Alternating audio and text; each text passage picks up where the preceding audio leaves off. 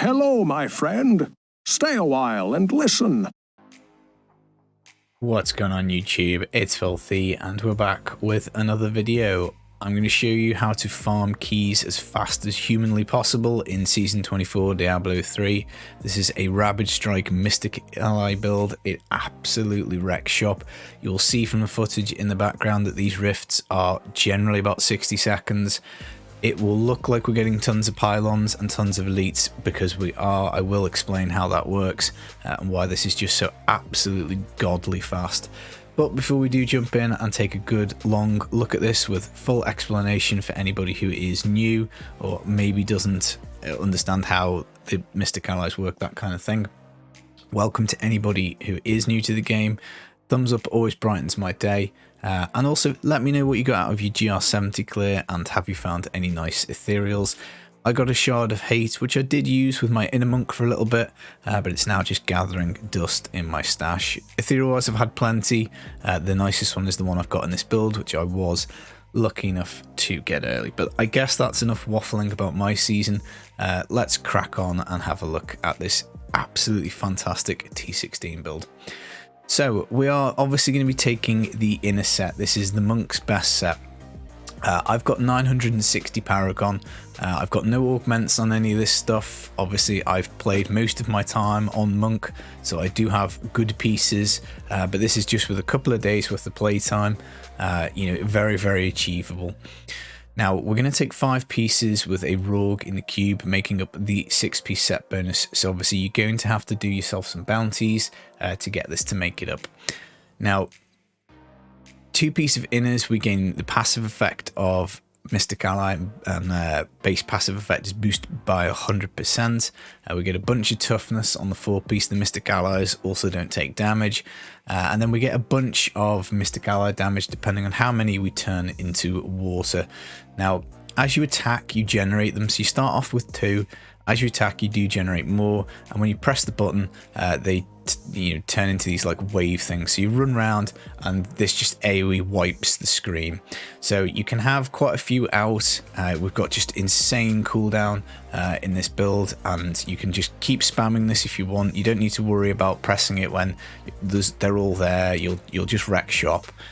But in theory, yes, you want to wait until you can see a few dudes and then you pop the button again. Now, we don't really care about toughness. As always with T16 builds, you will take a gold wrap belt, which will make you invulnerable when you pick up armor. You take a boon of the Hoarded Gem so that whenever you murder stuff, it drops gold. You pick it up, you become immortal. Very importantly, the follower has to have the Avarice Band to give you huge pickup radius. And again, this is farmable from bounties. Now, that mechanic will basically allow us to take a Squirt's necklace and will keep us with double damage for the entire rift. Our shield is actually going to be Serenity, so we will keep this up pretty much the entire time, just simply because, again, of the way the cooldown mechanics work in this build.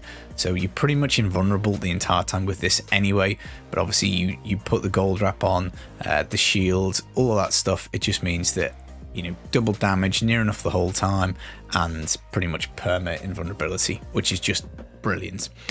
Now, ethereal wise, we've got the Jade Talent. I've got the Ingame property on here.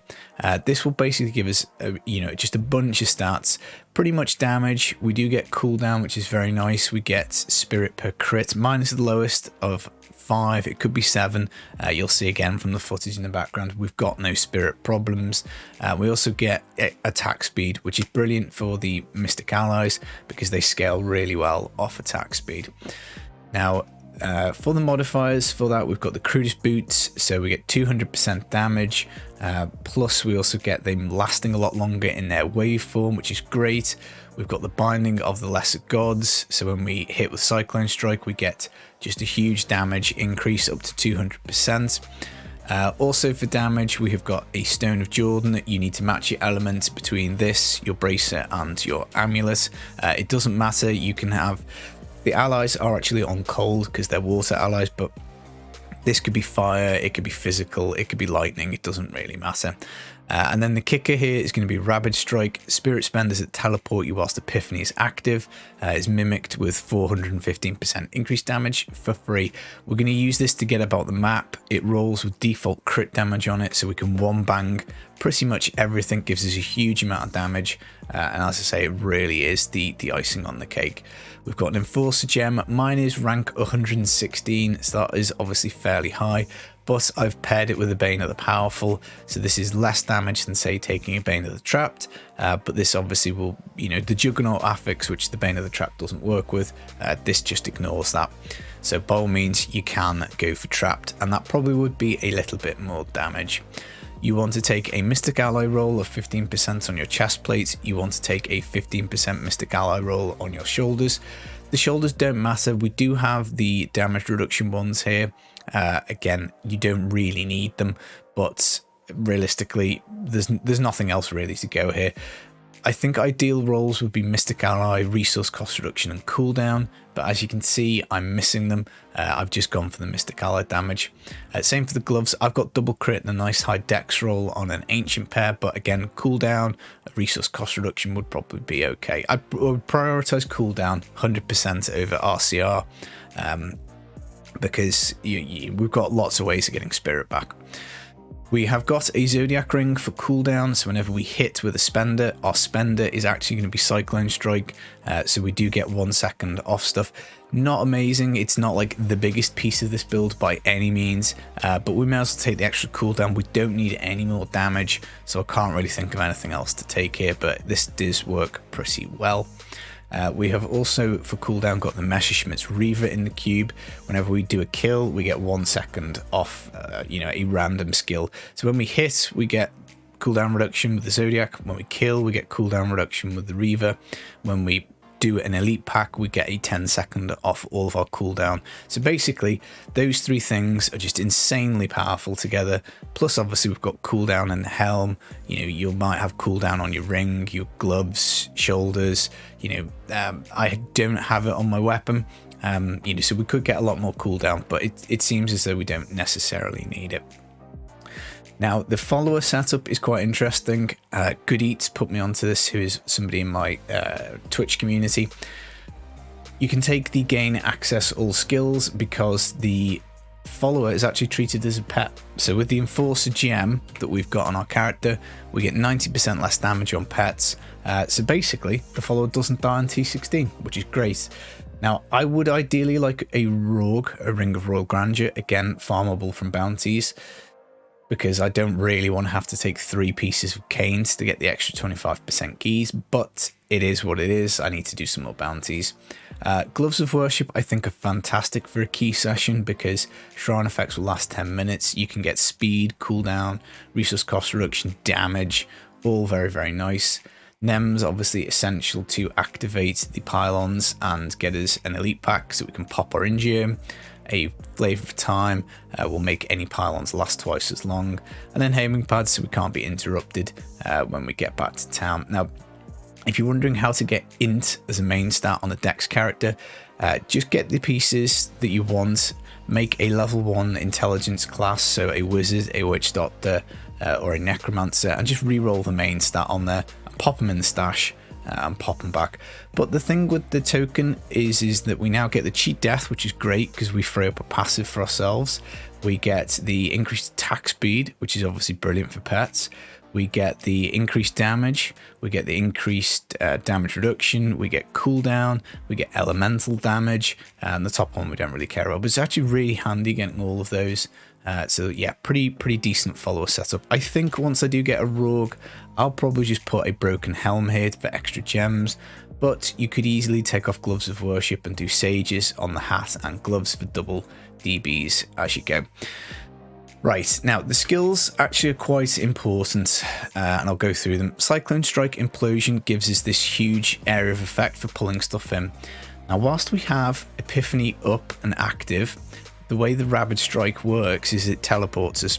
So either we've got Ingium going off and we can spam teleport, or we can have Epiphany up and there's no cooldown on Cyclone Strike, we can spam it and it will teleport us. So the combination of Cyclone Strike, Epiphany, dashing strike mean that we pretty much can fly around the map, even if we don't have the in-game up, but we do have it up so much. Again, I'll explain that once we've gone through the skills. Serenity Ascension is just a complete block of incoming damage. 16-second cooldown, you take 10 off for the in-game, that's down to 6. Obviously, you don't have to get many Reaver procs, you don't have to get many Zodiac procs, and it's there again. So pretty much you can just straight up take almost no damage the entire way. And obviously with the gold wrap, with the Boon of the Hoarder, you know, the squirts, it's just fantastic. Mystic Ally, Water Ally, this is the king of T16. The allies just turn into this tidal wave, and they just mop the whole screen wherever you go. So the AoE coverage is great. And basically the pylons, this is why we get so many pylons, because they just mow everything down. It's like you're like a juggernaut or I don't know, like a wrecking ball. You kill stuff. The way pylons work in this game, the more progression you do, the more chance you have of pylons. I think that is exactly the same on T16. So what happens is you get a pylon, you kill an elite, you murder everything, and then the game goes, okay, you've made a load more progression. Here's another pylon. You repeat the process. That keeps your in-game up pretty much the whole rift, and it's just so nice. Epiphany Insight, this is here for the spirit regen. Obviously we're using quite a bit of spirit, spamming Cyclone Strike, so it is nice to have the 45 spirit per second. Mantra of Conviction, with the inners we get all of these base ones, but Annihilation is very nice because when you do kill something you get 30% move speed. So again, let's say you don't have your in-game up, let's say you're on foot, 30% move speed is pretty nice. Dashing Strike for the same thing. Once we've Dashing Striked, we get 20% move speed. So, you know, 50% move speed off these two things is pretty good. That's if we don't have Epiphany up and we can teleport with Cyclone Strike, and it's if we're out of teleports and we don't have an in-gym. So you will see in the footage that we do run pretty fast. Passives wise, on my Ethereal I've got Fleet-footed, an extra 10%, so chuck that on the move speed, which is nice. Chant of Resonance, we lower the Mantra of Conviction activation cost by 50%, which is great, helps keep us up that move speed. We also gain spirit when we have it up, so you know, spirit is nice. Seize Initiative, huge attack speed buff for the pets, really nice. We can one bang stuff. Beacon of Yitar, 20% cooldown, obviously for uptime on abilities. And then Exalted Soul, screw it, why not? Max spirit and also spirit regen. So hopefully from the footage you've seen that we're not running out of spirit at all. So that is the skills, that is the build. It is just blinding fast. Now when you do jump into the rift, you've got your automatic shield, you then just want to like spam a bunch of buttons. So Cyclone Strike to get the extra damage, you know, Water Ally, make sure you activate them. Epiphany you want up all the time, and then you just literally hold down teleport, whiz around the map, stop to blow stuff up. You know, again, teleport comes back very fast with Reaver, with Zodiac. All of these things are just here, just such amazing uptime on them. And yeah, as I say, hopefully the footage will do a better job of explaining it than I possibly can, because it does absolutely demolish. I've managed to farm myself up. I think I was on 40 keys, very short blast, up to 115, which is obviously nice.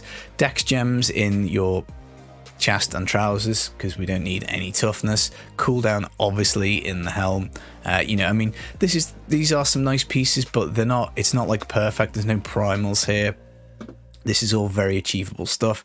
Even the Jade Talon, you can get either of these properties, the Reaver or the in-gem. So, you know, it's doable. It is very doable.